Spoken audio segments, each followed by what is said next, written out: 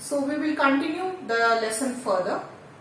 Last class we had already discussed the foreign trade measures taken up to reform the economy during the planning period of 1950 to 1991. So in connection with the foreign trade, we'll proceed further. Now we are going to take up today the industrial licensing. Industrial licensing is closely connected with both foreign trade as well as development of industries during the reform period. So when it comes to industrial licensing, let me first explain you what does the term industrial licensing means. Industrial licensing means to set up any industry or to expand the existing unit. A prior permission is required from the government. Only when the government approves it, such industries could be set up or expanded. This was introduced by the government, that is industrial licensing, in order to make efficient utilization of the scarce resources of the economy and put it into the best use as per the national priorities. So industrial licensing is a tool for channelizing the scarce resources for the priority sectors and make best utilization of such resources. Now we move further to the main objectives behind this industrial licensing. Now the question arises, why did the government introduce licensing for industries? Now when we come to the first importance, the main objective through industrial licensing was to encourage the optimum and best utilization of the economic resources. That means there should be an optimum utilization of the scarce foreign. There should be an optimum utilization of the resources as per the planned priorities. Then it comes to avoidance of monopoly. It was felt that the same industry should not be set up and there should not be competition amongst them and there should not be monopolies. Thus, there should be different industries supplementing each other's effort rather than competing amongst themselves in the superiority race. There should not be concentration of economic power. Hence, the government would see to it and make sure which industries have to be set up and different entrepreneurs could be motivated to set up industries and prevent monopolies. Next, balanced regional development. When it comes to balanced regional development, the government ensures that industries are not only set up in the developed cities, towns and centers, but they are also located in the remote and far off places where industrialization is lacking. And licenses could be provided to those entrepreneurs and industrialists intending to set up industries in these backward and underdeveloped areas by giving them special privileges, concessions and rebates. Next, prevention of undue competition between large-scale and small-scale industries. It was felt that there should not be any competition between the small-scale and the large-scale industries in terms of production.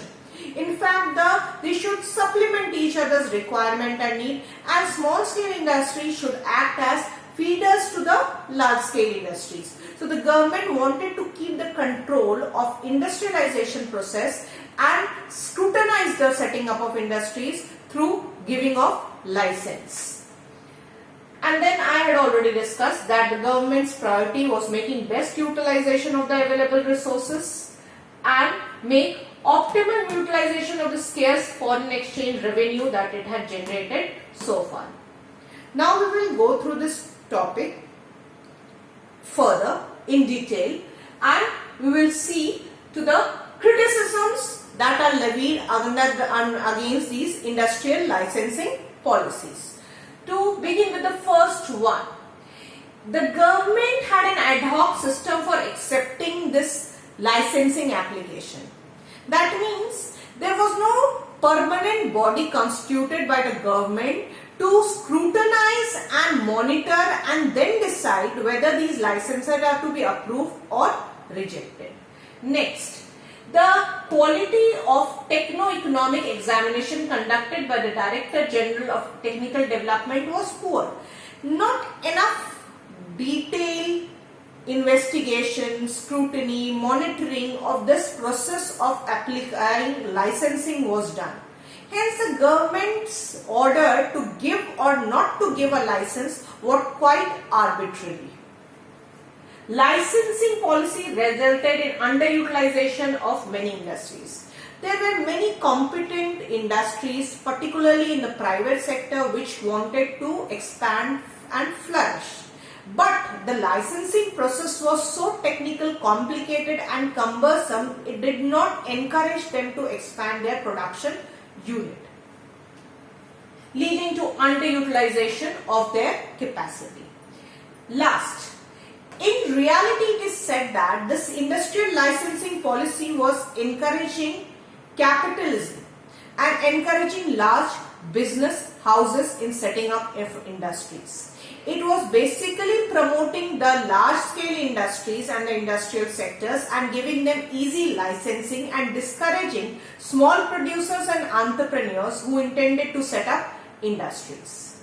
Hence, the industrial licensing policy basically was discriminatory in its approach. Next we come to the topic Permit License Raj. Under the policy of this Permit License Raj, basically it is said that the partial approach of the government towards the big industrial houses where easy licensing was given to the big businessmen and the poor industrialists or the poor entrepreneurs intending to set up industries were not given priority or privilege. If we further proceed, I have already discussed the licensing authority many a times granted license to the big business houses without proper scrutiny of their application and discourage the small businessmen. So we finish with the topic industrial licensing, and we have also finished the criticisms and the main objectives of this policy. Next class, we would be taking up the topic subsidy. So far, go through your notes, make a systematic format. Please get ready with your notes and do discuss the points in detail.